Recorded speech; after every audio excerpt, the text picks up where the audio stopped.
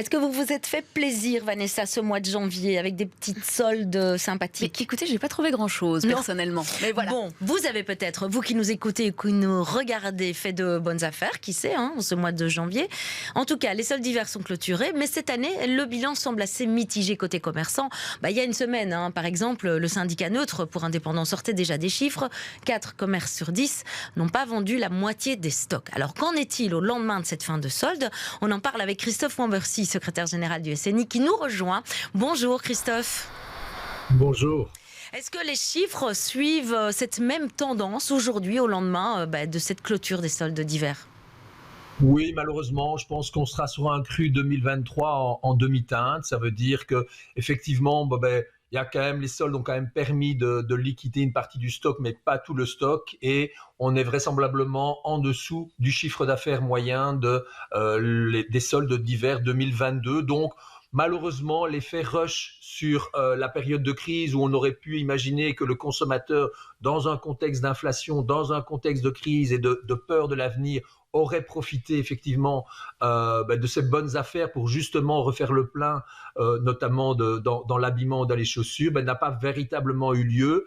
Le consommateur reste craintif de son avenir et manifestement continue à épargner, ne sachant pas de quoi sera fait son avenir. Il y a cet élément-là aussi. Et puis alors, il y a aussi le fait que le consommateur a le sentiment d'avoir des promotions tout le long de l'année.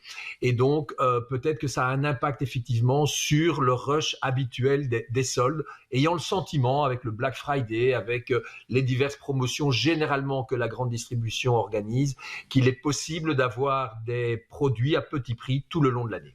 Oui, alors il y a ça, c'est vrai qu'on peut le résumer, il y a ce coût de l'énergie avec l'impact sur le pouvoir d'achat, on l'a bien compris, l'inflation, toutes ces réductions toute l'année, vous l'avez mentionné. Est-ce qu'il n'y aurait pas aussi un désintérêt peut-être pour une certaine catégorie de la population qui a peut-être eu l'habitude avec la crise du Covid aussi de faire ses achats en ligne où il y a pas mal de réductions également?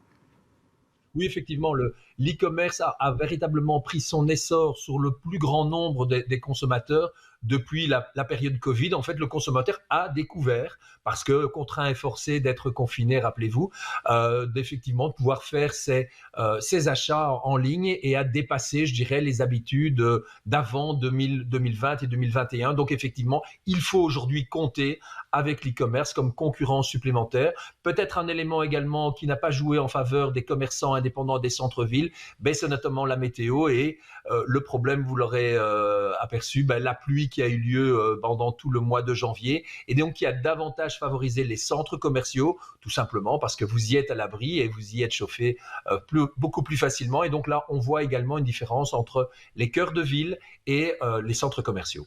Christophe Wambercy, est-ce que vous n'avez pas le sentiment que c'est un modèle éculé quelque part, ces soldes 2 fois par an, puisque l'an dernier c'était aussi un bilan assez médiocre, on se souvient des chiffres qui n'étaient pas terribles, peut-être c'était mieux cet été. Est-ce que les commerçants ne devraient peut-être pas se réinventer autrement? Vous qui êtes justement secrétaire du SNI, je ne sais pas s'il y a ce genre de discussion en interne.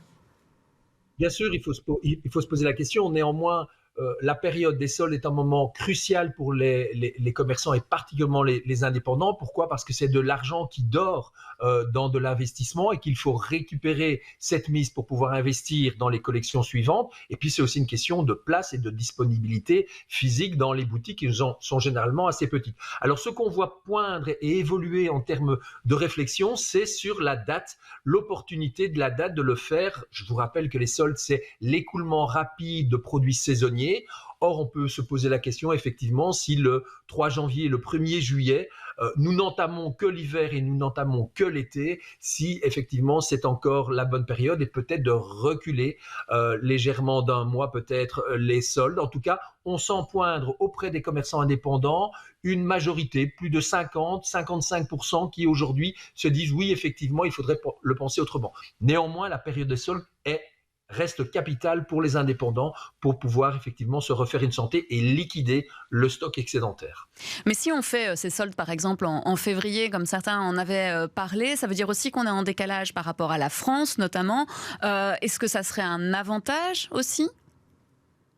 Alors effectivement, ça c'est tous les éléments qu'il faut prendre en compte. Je vous dis, il n'y a pas d'unanimité, soyons bien clairs aujourd'hui. Les indépendants et les commerçants ne répondent pas d'un seul point de vue sur le déplacement de la date, mais on voit que c'est quelque chose, une idée qui fait son chemin. Mais effectivement, nous sommes un pays frontalier avec la France, l'Allemagne, les Pays-Bas et le Luxembourg qui ont tous des dates différentes, et notamment en France, qui pour l'instant est après la Belgique. C'est un élément à prendre en compte.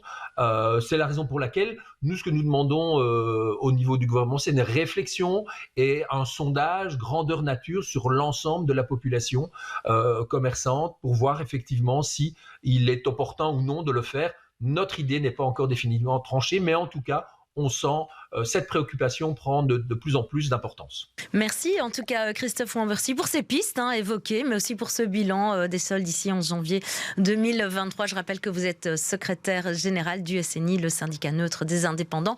Merci à vous, une toute belle journée.